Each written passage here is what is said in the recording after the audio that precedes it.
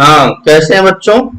चलिए आज हम लोग विलियन चैप्टर के कुछ पाठ्यनिक प्रश्नों में आगे के प्रश्नों को हल करेंगे। तो प्रश्न है, जैसा कि आप लोग देख रहे हैं स्क्रीन पर, सड़े हुए अंडे जैसी गंध वाली विषैली गैस H2S गुणात्मक विश्लेषण में उपयोग की जाती है।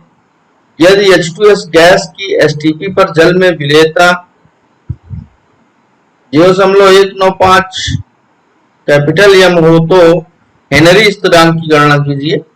ये है अपना प्रश्न। अब इसको हल करेंगे तो देखिए क्या दिया हुआ है।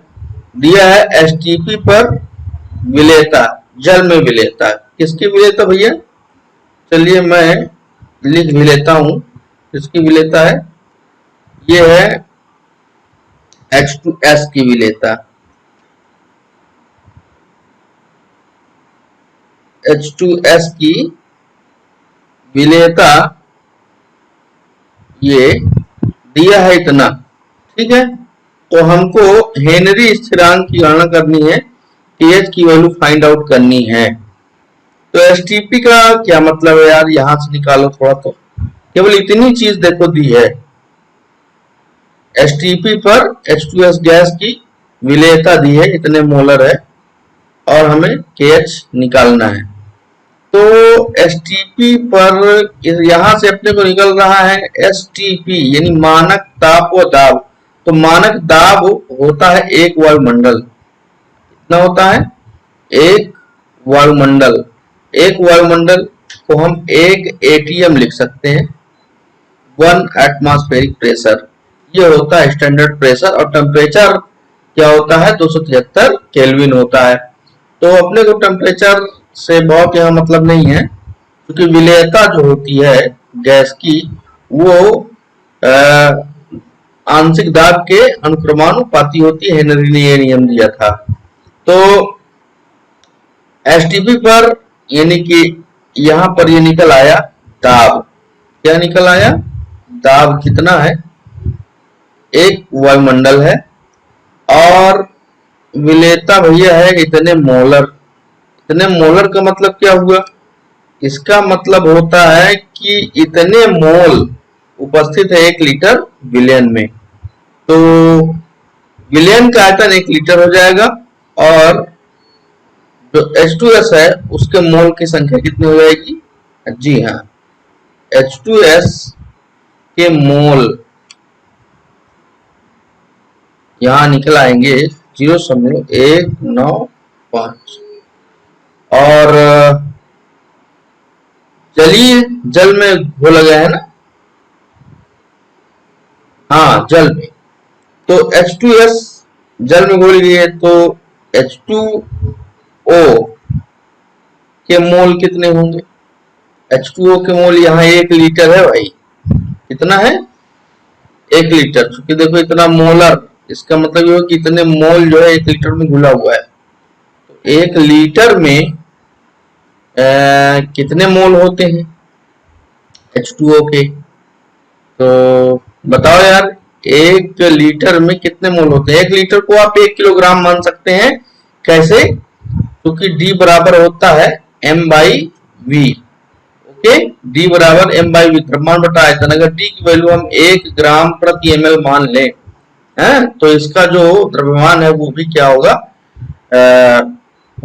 आयतन के लगभग बराबर होगा, यानी 1 किलोग्राम इसको हम मान लेते हैं। क्योंकि ये नेगेटिव है, तो 1 किलोग्राम अगर द्रव्यमान होगा तो मोल की संख्या होती 55.5 बेटा।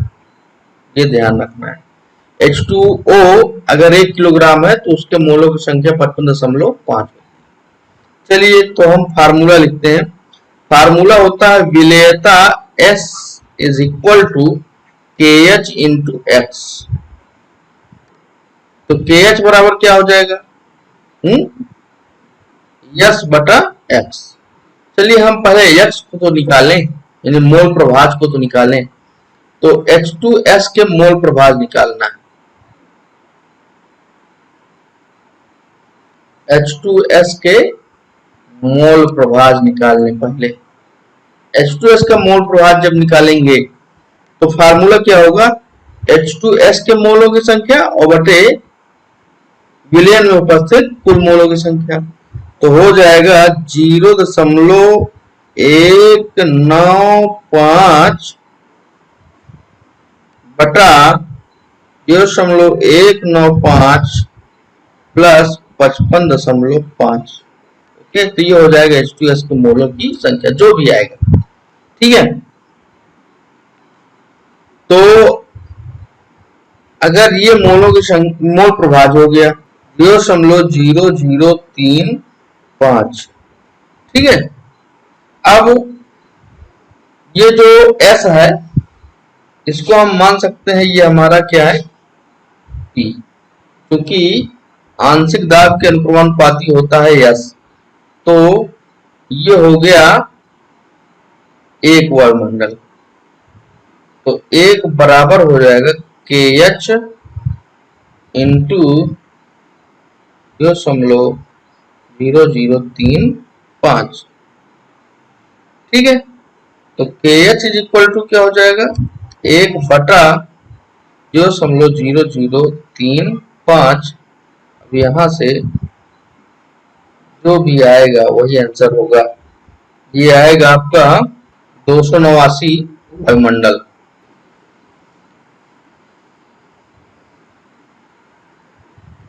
हाँ, अगला क्वेश्चन देखिए 2.7। इसमें दिया गया है कि 298 केल्विन पर CO2 गैस के जल में विलेयता के लिए हेनरी स्थिरांक का मान इतना है, इतने पास्कल में दिया है, पास्कल है। 500 ml सोडा जल 2.5 ATM वायुमंडल पर बंद किया गया, इतने ही ताप पर घुली हुई CO2 की मात्रा की गणना करें। जो चीज दिया है मैं लिख लेता हूं। तो ये जो है पहली चीज दिया कि हेनरी स्थिरांक, जिसे हम KH कहते हैं। तो KH कितना दिया है, 1.6 × 10⁸ पास्कल, और जल का आयतन दिया है ये आपका 500 ml, ये हो गया। और दाब दिया है, कितने दाब पर बंद किए गए, 2.5 ATM पर, और CO2 का द्रव्यमान हमें निकालना है। तो यार इतनी चीजें दी गई हैं। हम जानते क्या है कि हेनरी का नियम कहता है, क्या कहता है कि जो विलेयता होती है, गैस की विलेयता, वो प्रोपोर्शनल होती है यक्स के। ओके, इसके प्रोपोर्शनल होती है यक्स के, यानी मोल प्रभाज की। ठीक है, तो विलेयता को मैं यस से अगर प्रकट कर दूं तो यस इज इक्वल टू हो जाता है KH इंटू एक्स, ये होता है। और जो विलेयता होती है वो दाब पर डिपेंड करती है, यानी कितना, जितना ज्यादा आंशिक दाब होगा उतना ज्यादा उसकी विलेयता होगी। हम इसको ऐसे भी ले सकते हैं, P is equal to KH into X. ठीक है, तो KH अपना पता है, और P भी पता है, लेकिन P है ATM में, तो इसको हम कन्वर्ट कर लेंगे पास्कल में। ओके, तो यहां मैं लिखता हूं, चूंकि एक ATM बराबर होता है 10⁵ पास्कल, राइट। ये इसकी जो एग्जैक्ट वैल्यू होती है वो 1.01 इंटू 10⁵ होती है, लेकिन कैलकुलेशन इजी रखने के लिए हम ऐसे ही इसको मान के चलेंगे। तो आइए हम लोग निकालते हैं यक्स। तो यक्स बराबर हो जाएगा P है और डिवाइड बाई KH। तो P है 2.5 × 10⁵ है, और डिवाइड बाई ये हो जाएगा 1.67 इंटू 10⁸, राइट। तो ये निकल के आएगा, कैलकुलेट करिए, ये आ जाएगा 2.5 में 1.67 का भाग दे देंगे, ये आ जाएगा 1.49,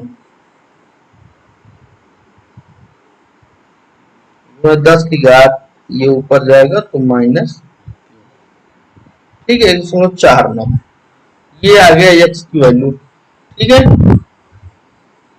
अब जो यक्ष होता है, ये विलेय का मोल प्रभाज है, तो विलेय का जो मोल प्रभाज होता है, ये मैं यहां लिख देता हूं, विलेय का यक्ष बराबर विलेय के मोलों की संख्या, अगर suppose that this is n और NCO2 है, हाँ, number of moles of CO2 divide by number of moles of CO2 plus number of moles of H2O। इसकी वैल्यू है 1.49 into 10 पावर 3। ठीक है, तो अब अपने को number of mole of CO2 पता करना, कितना घुली है।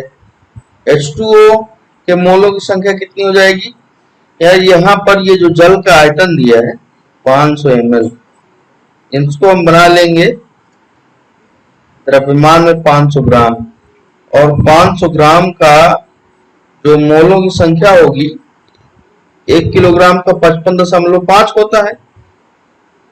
कितना होता है? 55.5, 55.5 होता है।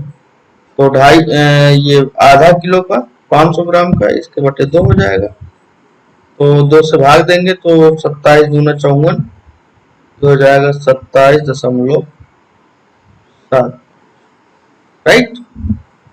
ठीक है, इतने मोल हो जाएंगे क्या, जल के।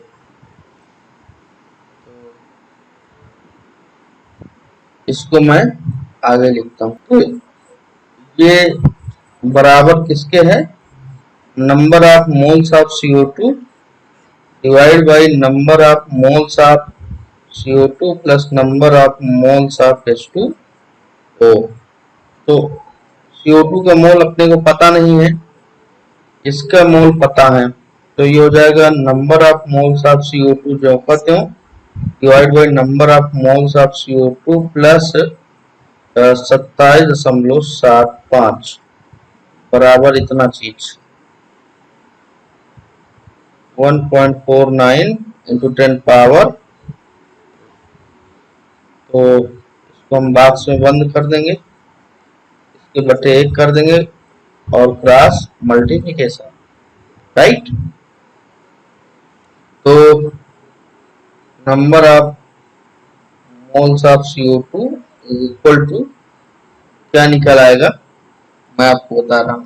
तो हाँ, n number of moles of CO2 आ जाएगा 0.042 मोल, और जब ये इतना आ जाएगा तो इसका द्रव्यमान कैसे निकलेगा, तो द्रव्यमान W बराबर कैसे निकलेगा, क्योंकि n बराबर होता है W बाई M, तो M से मल्टीप्लाई हो जाएगा, M होता है CO2 का 44 गुणते हो जाएगा 0.042, क्या आ जाएगा, ये आ जाएगा 1.85 ग्राम।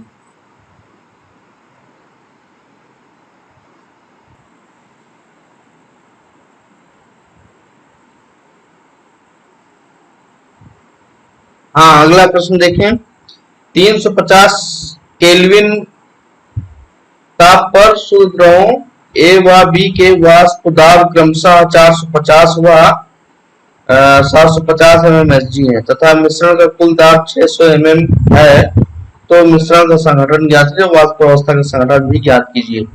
देखिए ये इसमें दिया है P0 मीन्स शुद्ध द्रव A का वाष्प दाब 450 mm, शुद्ध द्रव B का जो है वाष्प दाब वो 750। अच्छा, टोटल वेपर प्रेशर कितना है, PT बराबर है 600 mm। तो ये फार्मूला लगा दीजिए, ये फार्मूला में आप रख दीजिए 600 और प्लस PA का मतलब 450 इंटू XA प्लस PB की वैल्यू 750 ब्रैकेट में 1 माइनस एक्स। हल करेंगे,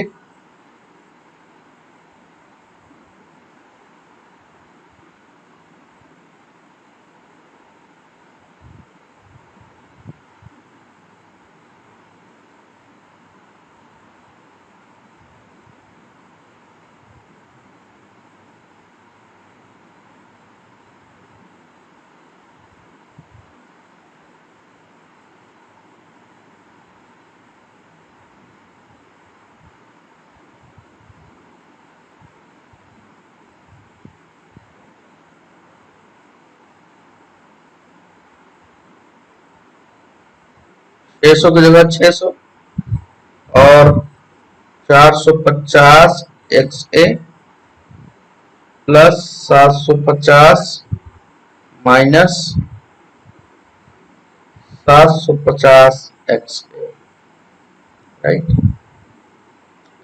ये इधर आ जाएगा तो 450 XA माइनस 750 XA है बराबर हो जाएगा 600 माइनस 750। तो कितना बचेगा, हो जाएगा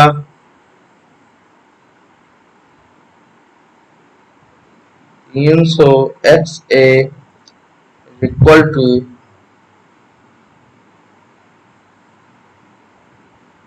माइनस 150। XA इक्वल टू 150 बटा 300 हो जाएगा 0.5। XA बराबर ये इतना हो जाएगा, तो XB बराबर भी भैया कितना हो जाएगा, XB बराबर भी हो जाएगा 0.5, चूंकि दोनों का जोड़ एक ही होना चाहिए।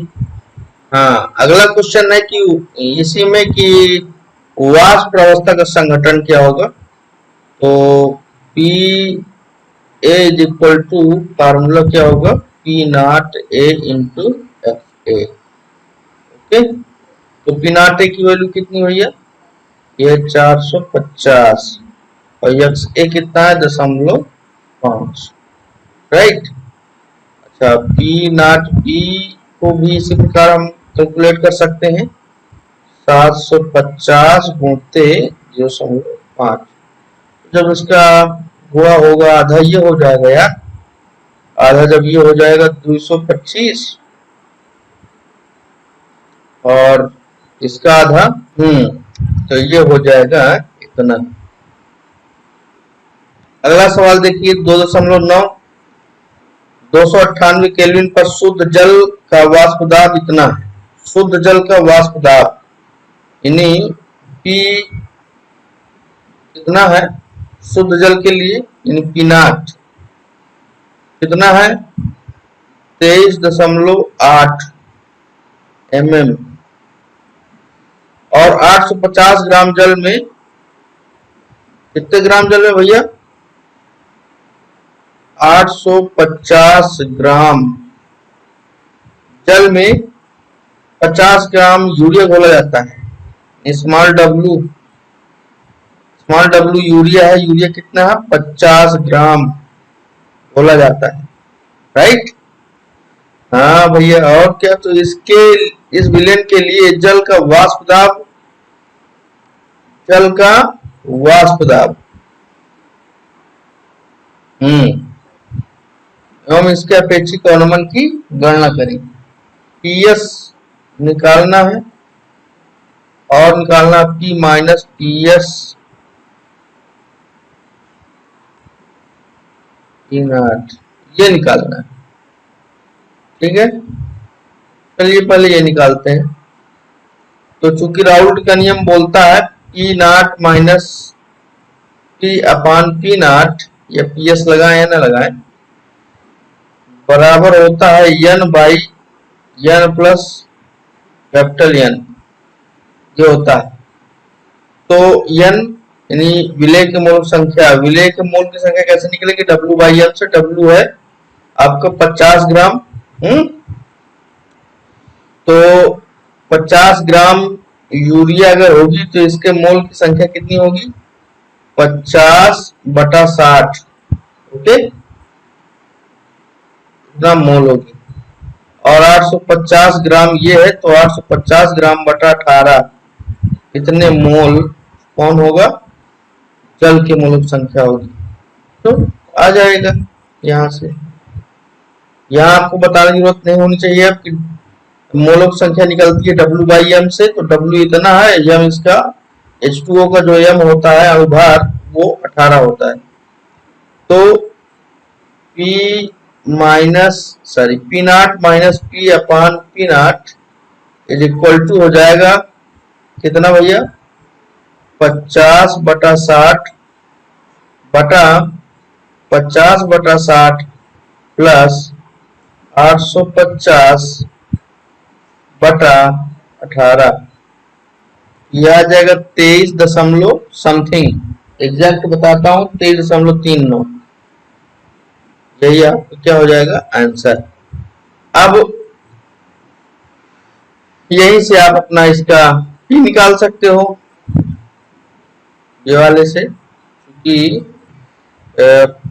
P not minus P upon P not equal to कितना है, 23.39, ठीक है। अब इसको बटा 1 करके क्रॉस मल्टीप्लिकेशन कर दीजिए और पी का कैलकुलेशन कर लीजिए, ओके।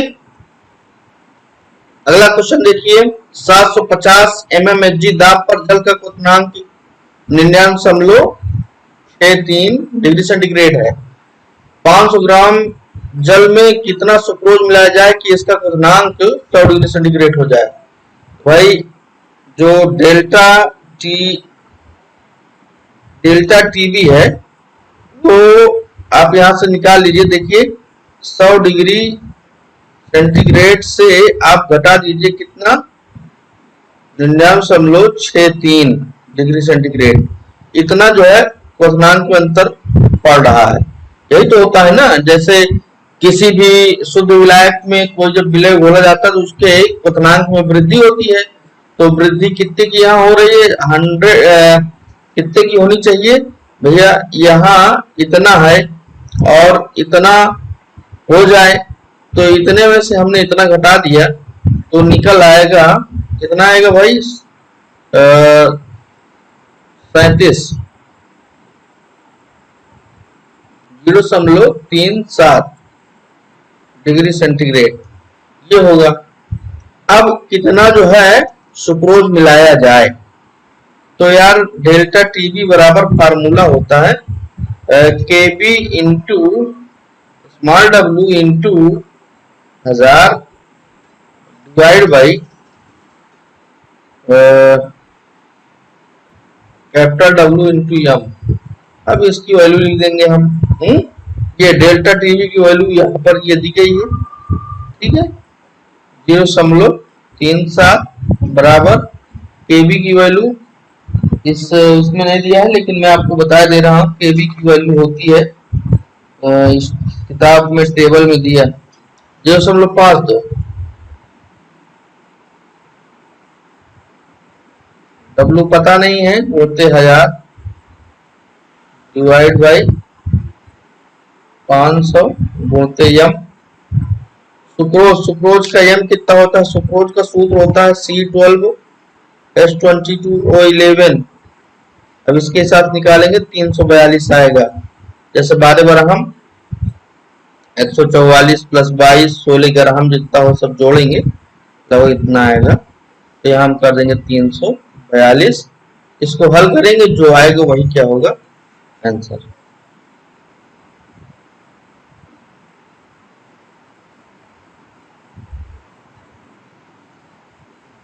अगला सवाल देखिए 11वां नंबर, स्कार्बिक में विटामिन सी या C6H8O6 के उस द्रव्यमान का परिकलन कीजिए। द्रव्यमान मतलब W का परिकलन करना है, ये मैं हल करने जा रहा हूं, ओके।